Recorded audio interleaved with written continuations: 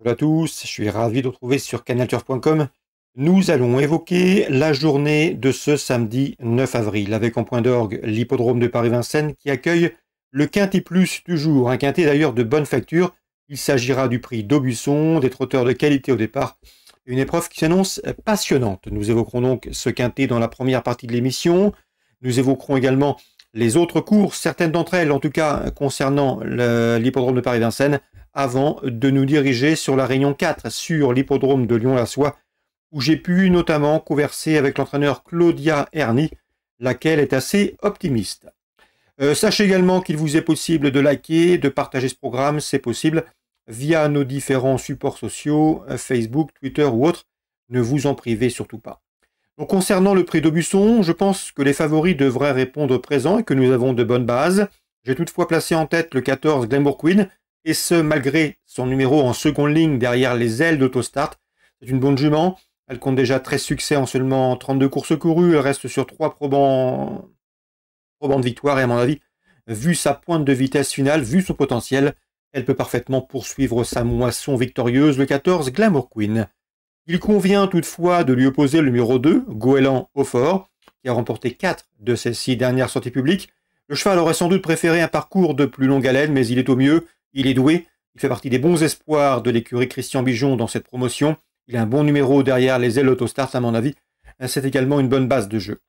Concernant le numéro 1, FaceTime, il me pose quelque peu problème. En valeur pure, il n'a rien à envier à ses rivaux du jour. Il a remporté un Quintet Plus début mars sur le parcours proposé, où il dominait plusieurs de ses adversaires du jour.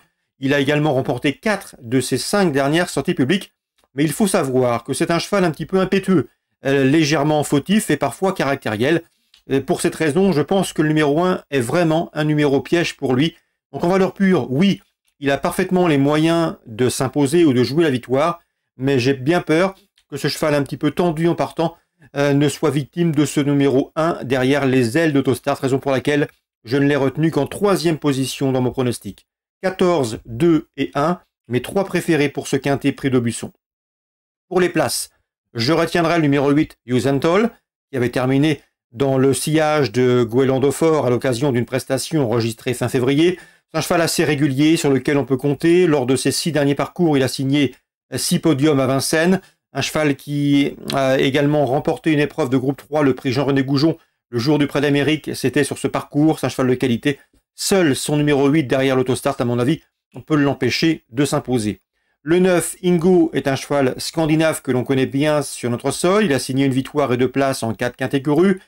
Sachez également qu'il a couru 3 fois sur le parcours qui nous intéresse pour 2 succès. Il se recommande d'ailleurs d'un chrono d'une 18 sur ce parcours. C'est également un bon point d'appui, mais le numéro 9, vous l'aurez compris, n'a rien d'un cadeau. Le 6, Falco d'Avaroche, c'est loupé, c'est manqué dans l'étape du GNT disputée sur l'hippodrome de Reims ou d'Amiens. En tout cas, auparavant, le cheval a prouvé qu'il fallait compter avec lui à ce niveau. Même s'il y a des 6 ans sur sa route, il devrait être dans le coup. Tout comme le 15, Armouras, j'ai bien aimé sa victoire récente, en tout cas sa dernière victoire, celle du 24 février, Armouras qui doit pouvoir répéter ici. Et le numéro 3, Vincent Ferme, je sais qu'Yannick Desmet l'aime bien, c'est un cheval de qualité. Il a été longtemps arrêté, longtemps tenu écarté de la compétition, il a maintenant 2 parcours dans les jambes. Le cheval est confirmé dans les quintets, il faut savoir qu'il compte une victoire et 4 places en 8 événements disputés. À mon avis, c'est le bel outsider dans cette épreuve. Il pourrait venir chercher une 3e, 4e, 5e place à une cote intéressante, d'autant que vous l'avez vu, son numéro 3, derrière la voiture, est un numéro favorable. Résumé chiffré pour ce quintet du samedi 9 avril, 14, 2, 1, ensuite le 8, le 9, le 6, le 15 et le 3. 14, 2, As-8, 9, 6, 15 et 3. En cas de non partant, on pourrait penser au numéro 13, Vicky Laxmi, qui a également des références à faire valoir dans les événements à Vincennes. Concernant la suite du programme, je peux vous parler du 404 Elliott de KO, puisque j'ai pu converser dernièrement avec Stéphane Prioul. C'est un cheval qu'il nous avait recommandé à diverses reprises. Le cheval lui a donné raison, puisqu'il a signé 4 succès au cours de l'hiver, suivi d'une récente 2e place. Un cheval qui apprécie les parcours de vitesse. C'est un cheval qui est également efficace sur le tracé qui nous intéresse. Il aime les courses rythmées, il sera pieds nus, il a un bon numéro derrière les ailes Autostart. Un cheval de qualité qui sait sprinter, qui sait vraiment tout faire, il est complet. Stéphane Priot l'aime beaucoup et le cheval le lui rend bien. Le 404 Elliott de KO, confirmation entendue, même s'il faut bien se l'avouer, Stéphane Priot redoutait surtout les chevaux venus de l'étranger, les trotteurs entraînés hors de l'Hexagone. Donc le 404 est le de KO, confirmation attendue. Dans la 6e, c'est Christian Douillet qui m'a parlé du 603 Gravaletta. La jument est bien, la jument est en forme, elle apprécie les parcours de vitesse. D'après lui, elle est meilleure sur 2100 mètres que sur plus long. Il lui faut des courses rythmées pour pouvoir placer sa pointe de vitesse finale. Elle sait aller vite dans les 200-300 derniers mètres. Elle va courir cachée, mais si elle peut trouver l'ouverture pour finir, il faudra compter avec elle. Et à mon avis, il y aura une cote intéressante. Le 603 Gravaletta, méfiance, méfiance, l'entraîneur est assez confiant.